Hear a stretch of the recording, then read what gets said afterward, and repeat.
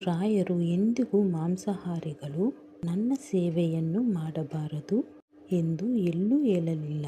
ರಾಯರಿಗೆ ಎಲ್ಲರೂ ಸಮಾನರು. ಎಲ್ಲರೂ ರಾಯರ ಮಕ್ಕಳೇ. ಅವರು ಕೆಟ್ಟವರೇ ಆದರೂ ಒಳ್ಳೆಯವರೇ ಆದರೂ ರಾಯರ ಪೂಜೆ ಮಾಡಿದರೂ ಮಾಡದೇ ಇದ್ದರೂ ರಾಯರು ಕಷ್ಟ ಬಂದಾಗ ಎಲ್ಲರನ್ನು ಕೈ ಹಿಡಿದೇ ಹಿಡಿಯುತ್ತಾರೆ. ಎಲ್ಲರನ್ನು ಸಮಾನವಾಗಿ ನೋಡುತ್ತಾರೆ. ಪೂಜ್ಯರಾದಂತಹ ರಾಯರು ಮಡಿವಂತಿಕೆ ದೈವ ಆಗಿರುವುದರಿಂದ, ನಾವು ಅವರ ಭಕ್ತರಾಗಿರೋದ್ರಿಂದ ಶ್ರದ್ಧೆಯಿಂದ ನಿಷ್ಠೆಯಿಂದ ಅತಿ ಮಡಿವಂತಿಕೆಯಿಂದ ಸತ್ಕರಿಸಿದರೆ ರಾಯರ ಪ್ರೀತಿಗೆ ಪಾತ್ರರಾಗ್ತೀರಿ.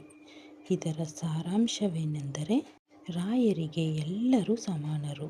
ಮಾಂಸಾಹಾರಿ ಆಗಲಿ ಸಸ್ಯಾಹಾರಿ ಆಗಲಿ ಯಾವುದೇ ಆಹಾರ ಪದ್ಧತಿ ಆಗಿರಲಿ ರಾಯರು ಸಮಾನವಾಗಿ ನೋಡುತ್ತಾರೆ. ಆದರೆ ನಾವು ರಾಯರಿಗೆ ಸಲ್ಲಿಸುವ ಭಕ್ತಿ ಗೌರವ ಸಲ್ಲಿಸಲೇಬೇಕು.